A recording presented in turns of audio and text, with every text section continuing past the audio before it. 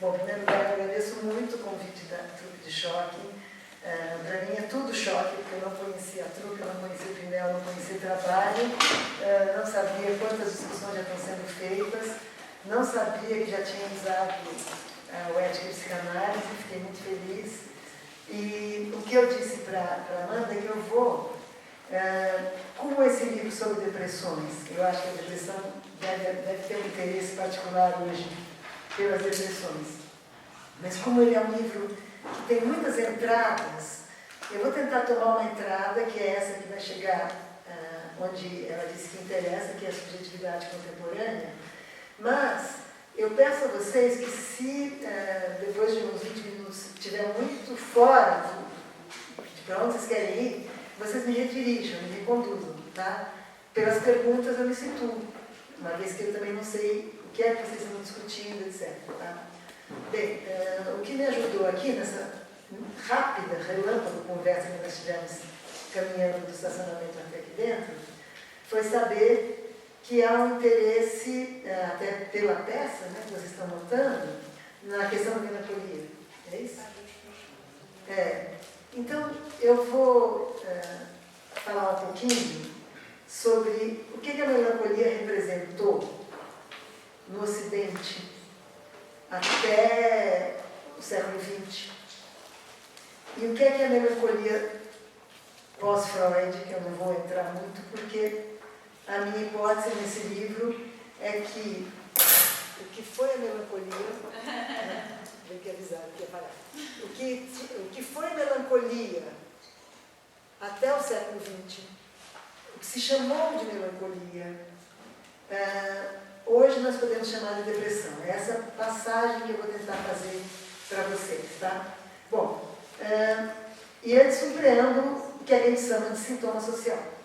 Porque, afinal de contas, todos os sintomas psíquicos, de certa forma, são sociais. Porque eles só aparecem como sintomas na medida em que o sujeito se estranha dele mesmo.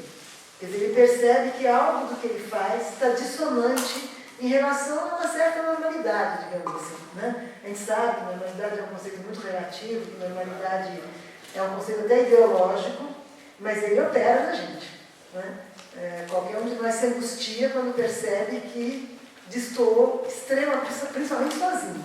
Né? Uma coisa é um grupo que vai fazer uma intervenção urbana e que daí, de fato, se encoraja e quebra uma norma de comportamento. Dentro de um shopping center, faz um tipo de uma intervenção que faz com que as pessoas se indaguem sobre o que elas estão fazendo.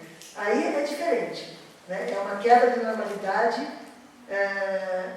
com uma função artística, com uma função questionadora, com uma função de protesto e feita coletivamente. A outra coisa é quando nós sentimos que mesmo tentando estar de acordo mais ou menos com o jeito que os outros se comportam, alguma coisa nossa escapa da normalidade. Né? É isso que faz com que o sujeito comece a se angustiar com o seu sintoma. Né? Um exemplo banal para nós. Né? Na Idade Média, por exemplo, que hoje nós chamaríamos, né, de conversões místicas, sujeito que de repente sente que Deus está falando com ele e que recebe um espírito que ele não sabia o que é, mas que ele acha que é divino, Santa Teresa de Ávila, enfim, essas do século XVI, por aí, não eram consideradas absolutamente manifestações de anormalidade, de loucura, de delírio. O sujeito era reconhecido, se ele achava mesmo que ele ouviu uma voz, que foi Nossa Senhora, que foi o anjo, ele tinha até uma certa dignidade especial, ele era escutado, né? Interessava a comunidade fortemente religiosa que o cercava saber por que ele foi abençoado com essa graça, de ouvir uma voz, de sentir uma presença. Na modernidade, isso já, o próprio sujeito se angustia. O que está acontecendo que eu estou ouvindo uma voz e estou achando que eu estou enlouquecendo? Né? Então, vocês vejam que o critério de normalidade, de neurose, de sintoma, de loucura, depende muito do ambiente. Um outro exemplo muito conhecido de nós todos, já no século XX, foi o nazismo.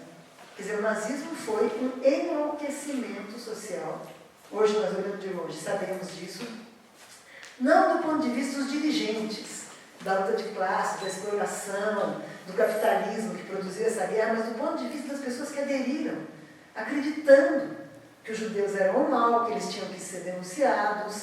Algumas denunciavam por medo, mas muitas acreditavam, né, que tinha que haver uma limpeza étnica na sociedade alemã e europeia. Isso você pode considerar hoje em dia um delírio perverso, em que as pessoas se autorizavam a ser sádicas e cruéis em nome do bem, achando que estavam cumprindo a lei, colaborando com a sociedade, etc. Nós podemos considerar que essa patologia, se ela aparecer hoje num sujeito isolado, que acha que ele sabe que vai limpar a sociedade, etc., é considerado um sintoma. Né? No entanto, se a polícia no Rio de Janeiro achar que vai fazer isso nas favelas, é considerado normal. Achar que quanto mais tiro eles derem, quanto mais adolescentes eles matarem, mais eles estão limpando as sociedades, isso não é considerado sintoma, é considerado normal. Então, isso para diferenciar, para a gente tentar entender o que é então o sintoma social. E o que eu chamei de sintoma social são aqueles modos ou de comportamento, ou de pensamento, ou aquele estilo subjetivo que vai completamente na contramão da norma social do seu tempo. Tá? Quando Freud começou a escutar as histéricas, lá pacientes do Charcot, no hospital da Salpêtrière, etc., as histéricas, a histeria, seria hoje, analisando de hoje para lá, um sintoma social. Por que ela seria um sintoma social? Porque as mulheres, na consolidação da sociedade burguesa, elas tinham, o que hoje já não corresponde, um lugar social muito delimitado. Dentro da família, encarregadas dos filhos, numa relação matrimonial que deveria ser, para elas, monogâmica, para os homens só na aparência, mas para as mulheres monogâmica, enfim, muito recatadas, muito autovigilantes de tudo, do vestuário, dos gestos, para mostrar que elas que a sexualidade delas estava controlada. Enfim, isso era a feminilidade normal no século XIX. Nesse quadro de normalidade, de vez em quando algumas mulheres surtavam, diríamos assim hoje em linguagem comum, não psiquiátrica, e começavam a dizer coisas estranhas, ter sensações esquisitas no corpo, ter convulsões sem que elas tivessem nenhum problema neurológico, ter uma espécie de convulsionamento que para quem via de fora era um pouco constrangedor, porque era um pouco erotizado demais, arrancava as roupas. Essas mulheres fizeram o sintoma social do século XIX. Ou seja, elas mostraram o que é que não funcionava naquela sociedade tão rígida, tão decodificada para as mulheres. Quer dizer, alguma coisa não cabia nesse lugar tão estreito que era dedicado às mulheres. E aí, toda a questão da feminilidade, a partir da psicanálise, foi repensada. Por causa das histéricas. Agora, as histéricas não sabiam o que elas estavam fazendo. Por isso é um sintoma social, não é um protesto, não é uma revolução, é um sintoma. Porque elas estavam meramente sofrendo no seu corpo e no seu psiquismo daquela angústia, que fazia com que elas, de vez em quando, tivessem sintomas físicos, paralisia, cegueira, convulsões, e os médicos examinavam e não havia nada neurológico. E aí, qual era o tratamento? Água gelada, choque elétrico, isso tudo que vocês conhecem. Até que o Freud falou, vamos escutar, porque o que elas estão falando não é tão louco assim. E começa a escutar. E começa a perceber as fantasias sexuais, sempre muito culpadas, sempre como se fossem coisas de louco. Né? Coisas que hoje as pessoas botam na revista, né? Botam na TV, no Big Brother. Então, quer dizer, o campo da cultura vai mudando e o modo que as pessoas sofrem vai mudando.